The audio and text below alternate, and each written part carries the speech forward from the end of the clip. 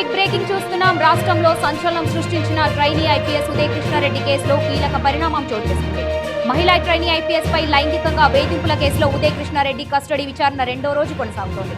Attapur police స్టేషన్లో women safety wing అధికారులు ఉదయ్ను ప్రశ్నిస్తున్నారు. లైంగిక వేధింపులు, హత్యాయత్నం కేసులో ఉదయ్ను నిన్న గురువారం హైదరాబాద్ సిపి సజ్జనార్ స్వయంగా విచారించారు.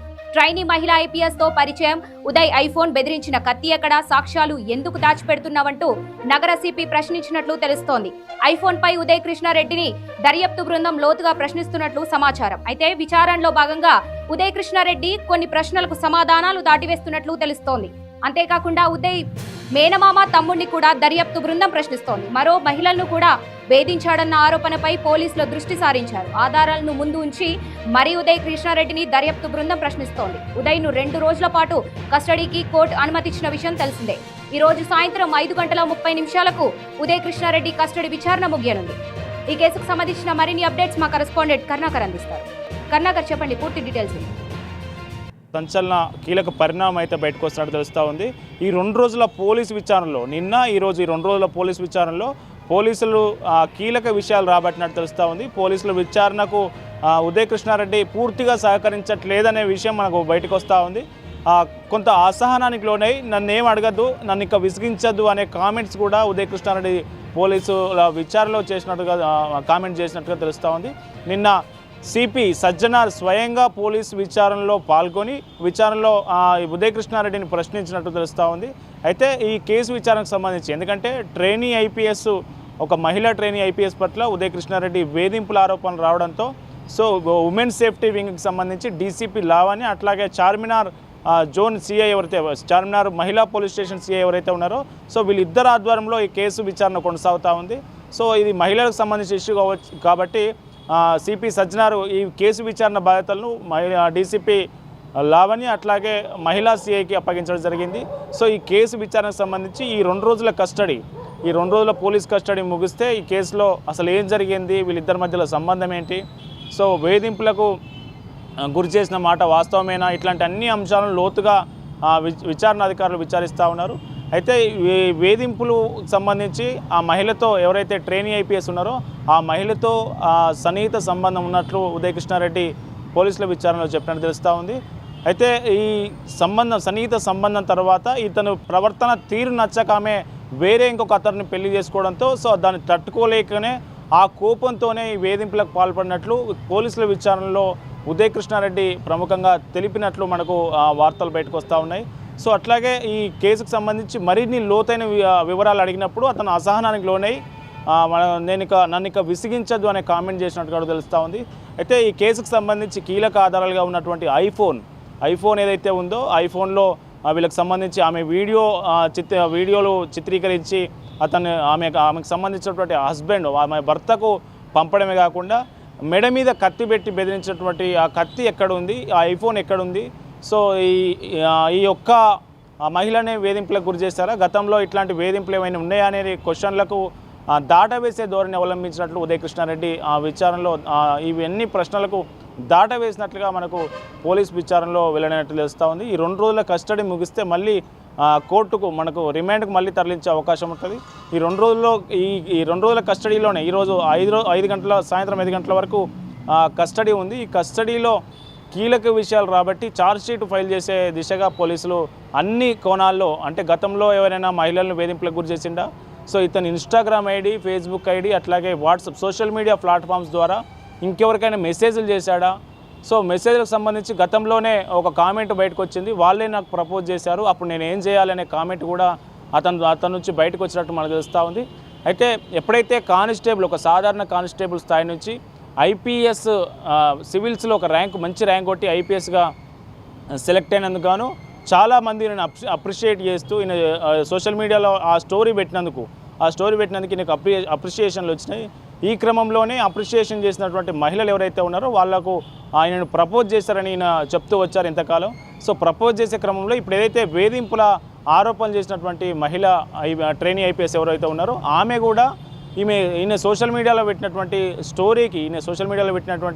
స్టోరీకే రియాక్ట్ అయ్యి వీళ్ళిద్దరి మధ్యలో పరిచయం, సన్నిహితం ఏర్పడింది. ఆ తర్వాత సర్దార్ వల్లభాయ్ పటేల్ పోలీస్ అకాడమీ ఏదైతే ఉందో ఆ అకాడమీకి వచ్చిన తర్వాత వీళ్ళిద్దరి మధ్య సాన్నిహిత్యం పెరిగింది. సో ఇతని ప్రవర్తన తీరు నచ్చకనే ఆమె ఇతను దూరం పెట్టి వేరొక అతను పెళ్లి చేసుకుంది అనేది మళ్ళీ పోలీస్ విచారణలో వెళ్ళినట్టు తెలుస్తూ ఉంది. ఇతనికి సంబంధించి 2 ఫోన్లు, ఒక కీలకంగా ఉన్నటువంటి ఐఫోను, అట్లాగే ఇతనికి సంబంధించి అవి ఏమేమైతే ఆరోపణలు చేసిందో ఆ మహిళా ట్రైనీ ఐపీఎస్ ఆ ఆరోపణలకు సంబంధించి పూర్తి వివరాలు రాబట్టే ఆలోచనలో పోలీసులు విచారణ వేగవంతం చేసినట్టుగా మనకు తెలుస్తూ ఉంది. కర్ణాకర్, ఉదయ్ కృష్ణారెడ్డి కస్టడీ విచారణ 2వ రోజు కొనసాగుతుంది. అయితే ఇప్పటి వరకు పోలీసులకు కీలకంగా ఏమైనా ఆధారాలు లభించాయంటారా? ఎస్, ఆధారాలంటే మనకు వీడియోలు ఏవైతే మనకు ఫిర్యాదులో పేర్కొందో మహిళా ట్రైనీ ఐపీఎస్ ఫిర్యాదులు ఏదైతే పేర్కొందో ఆ ఫిర్యాదులో పేర్కొన్న ఆధారాల ప్రకారం అంటే అతను నన్ను వేధింపులకు గురి చేసిండు అంటే ఫోరెన్సిక్ రిపోర్ట్ కూడా వచ్చింది. ఆమెకు నిజంగానే గాయాలైనాయి, ఆమెను బలవంతం చేసినట్టుగా గాయాలైనట్టుగా మెడ మీద కత్తిపెట్టి అతను నిర్బంధించిన తీరు కావచ్చు, మెడ మీద కత్తిపెట్టినటువంటి తీరు కావచ్చు, ఇవన్నీ ఫోరెన్సిక్ రిపోర్ట్లో వచ్చినాయి కాబట్టి సో దానికి సంబంధించి ఇతను ఏవైతే రిపోర్ట్లో వచ్చిన రిపోర్ట్లో ఫోరెన్సిక్ రిపోర్ట్లో వచ్చినటువంటి రిజల్ట్ ఆధారంగా పోలీసులు నిందితుడిని విచారిస్తున్నప్పుడు నిందితుడు నిజమే, వేధింపులు నిజమే, నాకు ఎందుకు అంటే నేను కోపం ఉంది, నన్ను కాకుండా వేరే తను పెళ్లి చేసుకుందనే కోపం వల్లనే నేను ఇవి చేసినా అనే నిజాన్ని విచారణలో ఒప్పుకున్నట్లుగా మనకు కీలక సమాచారం అందుతూ ఉంది. సో అట్లాగే ఏదైతే కత్తి ఉంది కదా, గొంతు మీద కత్తి పెట్టినప్పుడు కత్తి ఎక్కడుంది, అట్లాగే ఐఫోన్ ఎక్కడ ఉంది, ఎందుకంటే ఐఫోన్ ద్వారానే తన వీడియోలు ఆమెకు సంబంధించినటువంటి వీడియోలు చిత్రీకరించి వాళ్ళ హస్బెండ్కి పంపింది కాబట్టి ఈ 2 ఆధారాల కోసం, ఈ 2 కీలక ఆధారాల కోసం పోలీసులు మరింత లోతుగా విచారణ చేస్తున్నట్లు మనకు తెలుస్తూ ఉంది. అయితే ఉదయ్ కృష్ణారెడ్డి ఫోన్పై పోలీసులు ఎందుకు అంతగా ఫోకస్ పెట్టారంటారు? అంటే అందులో ఏమైనా కీలకంగా సమాచారం ఉండి ఉండొచ్చా?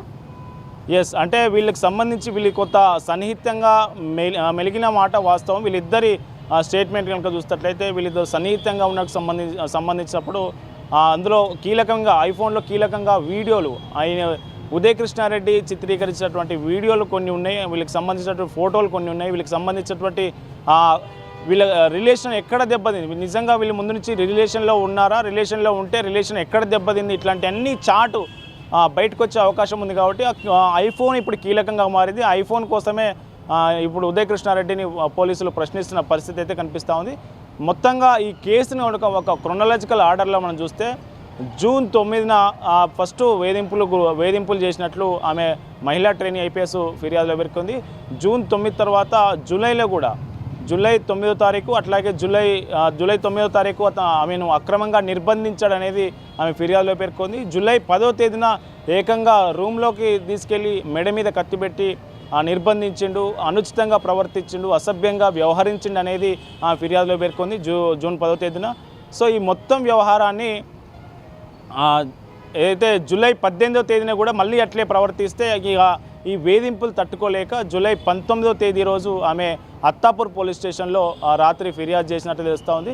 ఆమె ఫిర్యాదు మేరకు జూలై 20వ తేదీన అంటే తెల్లవారు ఆ మర్నాడే పోలీసులు ఎఫ్ఐఆర్ ఫైల్ చేశారు. ఎఫ్ఐఆర్ ఫైల్ చేసినప్పుడు ఎప్పుడైతే ఈ కేసు ఎఫ్ఐఆర్ ఫైల్ అయిన వెంటనే ఇది మీడియాకు విస్తృతంగా ప్రచారమైంది. సో ప్రచారమైన వెంటనే ఉదయ్ కృష్ణారెడ్డి పోలీస్ అకాడమీని వదిలి ఎస్ఆర్ నగర్లో ఉంటున్నటువంటి తన ఫ్రెండ్ ఇంటికి వెళ్ళారు. ఆ ఫ్రెండ్ ఇంటికి వెళ్ళిన తర్వాత అక్కడ రాత్రంతా ఏమీ తినకుండా ఆలోచిస్తూ మర్దన పడుతూ ఆ తర్వాత కొంత ఆల్కహాల్ స్వీకరించిన తర్వాత ఒక సూసైడ్ నోట్ లాగా ఒక డైరీలో కొంత భాగాన్ని రాసి దాన్ని సోషల్ మీడియాలో బయటికి రిలీజ్ చేయడం. సో రిలీజ్ చేసిన తర్వాత ఆయన స్పృహ పడిపోవడం, ఇతను ఆత్మహత్య చేసుకున్నాడేమో, ఇదంతా సూసైడ్ నోటు, ఆత్మహత్య చేసుకునే ముందు సూసైడ్ నోట్ రాస్తారు, ఇందులో మాకిద్దరి మధ్యలో రిలేషన్ ఉంది, మేమిద్దరం మ్యూచువల్గానే కలిసి ఉన్నాం, పెళ్ళికి నేను మ్యూచువల్గా కలిసిన క్రమంలోనే ఆమె వేరే అతను పెళ్లి చేసుకుంది, నా మీదనే కావాలని నన్ను బ్లేమ్ చేసే ప్రయత్నం చేసింది, ఆమె వాంటెడ్గా నా రూమ్కి వచ్చింది, ఆమెనే ఇది అంత చేసిందనే విషయాన్ని ఆయన సూసైడ్ నోట్లో రాశారు. ఆ సూసైడ్ నోట్ రాసిన తర్వాత నిజంగా ఈ కేసు మళ్ళీ ఉదయ్ కృష్ణారెడ్డి వైపు టర్న్ తీసుకుంది. అంత సానుభూతి లేకగా అంతా భావించారు. సో ఆ రోజు రాత్రి హాస్పిటల్ తీసుకుపోయిన తర్వాత ఒక సింపతి గెయిన్ చేసే అంశంలో భాగమేనంటారా? ఎస్, మొత్తం ఎప్పుడైతే సూసైడ్ నోట్ బయటకు వచ్చిందో సో ఒక రకమైన సింపతి డెవలప్ అయింది. ఆ సింపతి డెవలప్ అయిన తర్వాత ఆయన హాస్పిటల్ తీసుకుపోవడం, హాస్పిటల్లో చావు బతుకుల మధ్యలో ఉన్నాడనే వార్తలు బయటికి రావడం, అంతా కొంత సింపతి గెయిన్ అయింది మీరు అన్నట్లుగా. అయితే వాస్తవంగా ఎప్పుడైతే ట్రీట్మెంట్లో పాయిజన్ శాంపిల్స్ ఏం ఎక్కడ బ్లడ్లో కనబడకపోవడం, స్టమక్లో ఏం లేకపోవడం, కొంత ఆల్కహాల్ కంటెంట్ ఉన్నట్టుగా, ఆల్కహాల్ అట్లాగే శానిటైజర్ కలిపి తీసుకున్నట్లుగా మనకు ఏదైతే బ్లడ్ శాంపిల్స్ రిపోర్ట్లో రావడం అనేది ఇతను ఆత్మహత్య చేసుకోలేదు, బాగా ఆల్కహాల్ తీసుకున్నాడు, కావాలనే ఇట్లా సూసైడ్ నోట్ రాసిండు అనేది అక్కడ పోలీసులు కొంత నిర్ధారించారు. ఆ తర్వాత అతను కనిపించకుండా పోయాడు. 4 రోజులు తెల్లవారి ఒక సోషల్ మీడియాలో ఒక పోస్ట్ పెట్టిండు ఇన్స్టాగ్రామ్లో, మేమిద్దరం ఇట్లా కలిసే ఉన్నాం, ఇది కావాలని నన్ను వ్యక్తిగతంగా నన్ను నాశనం చేయడానికి, నన్ను టార్గెట్ చేయడానికి ఆమె విక్టిమ్ కార్డు ప్లే చేస్తూ ఉంది అనేది ఆయన సోషల్ మీడియాలో ఒక పోస్ట్ పెట్టిండు. ఆ తర్వాత కొన్ని రోజుల పాటు కనిపించకుండా పోయిండు. అప్పటికే పోలీసులు కేసు నమోదైంది కాబట్టి వాళ్ళు విచారణ ముమ్మరం చేశారు. ఇందులో నిజాలు ఏంటి అనే దాని మీద విచారణ ముమ్మరం చేసే క్రమంలో ఇతను కనిపించకుండా పోయిన క్రమంలో 28వ తేదీ జూలై 28వ తేదీ రోజు ఇతను క్వాష్ పిటిషన్ వేసిండు, హైకోర్టులో క్వాష్ పిటిషన్ వేసిండు. అంటే నా మీద నమోదైనటువంటి ఫాల్స్ అలిగేషన్ మీద నమోదైన కేసును ఎఫ్ఐఆర్ను మీరు క్వాష్ చేయాలంటూ హైకోర్టును అభ్యర్థించాడు. హైకోర్టు ఈ ప్రాథమిక ఆధారాలు ఏవైతే ఉన్నాయో, పోలీసులు సమర్పించినటువంటి ప్రాథమిక ఆధారాలు, ఆమె చేసినటువంటి అలిగేషన్స్లో కొంత వాస్తవం ఉన్న తీరును గమనించి పోలీసులు ఆ పిటిషన్ను క్వాష్ చేయడానికి, మన హైకోర్టు ఆ పిటిషన్ను క్వాష్ చేయడానికి ఇష్టపడలేదు. సో అతను క్వాష్ పిటిషన్ కొట్టేసింది. సో అతనికి ఇక రక్షణ లభించాలనుకున్నటువంటి ఉదయ్ కృష్ణారెడ్డి అతను కనిపించకుండా పోయిండు. సో 29వ రోజు పోలీసులు వెంటనే అతన్ని అరెస్ట్ చేశారు. ఔటర్ రింగ్ రోడ్డు సమీపంలో అరెస్ట్ చేసి కస్టడీలోకి తీసుకొని కోర్టులో ప్రొడ్యూస్ చేయగా కోర్టు 14 రోజుల రిమాండ్ విధించింది. 14 రోజుల రిమాండ్కి సంబంధించి రిమాండ్లో ఉన్నప్పుడే పోలీసులు మళ్ళొక కోర్టును ఒక అభ్యర్థన వేయడం జరిగింది.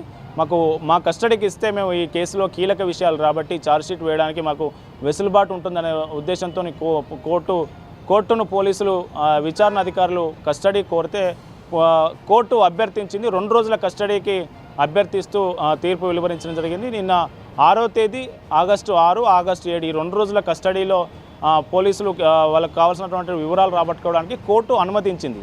సో నిన్న కీలకంగా మొదటి రోజే CP commissioner of police Sajjanar ఈ కేసులో కీలకంగా ఆయనే స్వయంగా విచారణకు హాజరై అతను నుంచి వివరాలు రాబట్టే ప్రయత్నం చేశారు.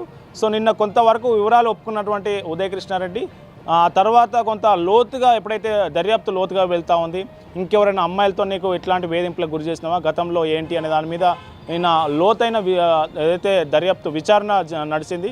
అట్లాగే ఉదయ్ కృష్ణారెడ్డితో పాటు అతని మేనమామ, ఉదయ్ కృష్ణారెడ్డికి సంబంధించి అతని బ్రదర్, సో వీళ్ళిద్దరిని కూడా విచారించే అవకాశం ఉన్నట్లు నేను వార్తలు వచ్చాయి. వాళ్ళని కూడా విచారణ టీం వాళ్ళను అత్తాపూర్ పోలీస్ స్టేషన్ పిలిచినట్లుగా మనకు తెలుస్తూ ఉంది. సో ఈరోజు కూడా ఏవైతే కీలకంగా ఆధారాలు ఉన్నాయో, అసలు ఐఫోన్ కావచ్చు, అట్లాగే కత్తి కావచ్చు, ఫిర్యాదులో ఆ మహిళా ట్రైనీ ఐపీఎస్ ఏమైతే ఫిర్యాదులో పేర్కొందో, సో ఆ ఆధారాలకు సంబంధించి ఈరోజు కూడా పూర్తి స్థాయిలో ఉదయ్ కృష్ణారెడ్డి నుంచి మొత్తం కీలకంగా వివరాలు రాబట్టి వీటన్నిటి ఆధారంగా ఛార్జ్షీట్ ఫైల్ చేసి అతని మీద వివిధ రకాల కేసులు మీద ఛార్జెస్ వేసి కోర్టులో ప్రొడ్యూస్ చేసే అవకాశం ఉన్నట్టుగా మనకు స్పష్టంగా అర్థమవుతోంది. ఈరోజు 5 గంటల వరకు అతను కీలకంగా విచారించే అవకాశం అయితే కనిపిస్తూ ఉంది. అయితే కరుణాకర్, ఉదయ్ మేనమామ అయినటువంటి తమ్ముడిని కూడా పోలీసులు ప్రశ్నిస్తున్నట్టుగా తెలుస్తోంది. అయితే వాళ్ళని ఏ కోణంలో విచారిస్తున్నారు? వాళ్ళ నుంచి కూడా ఏమైనా ఆధారాలు సేకరించేటువంటి అవకాశం ఉందంటారా?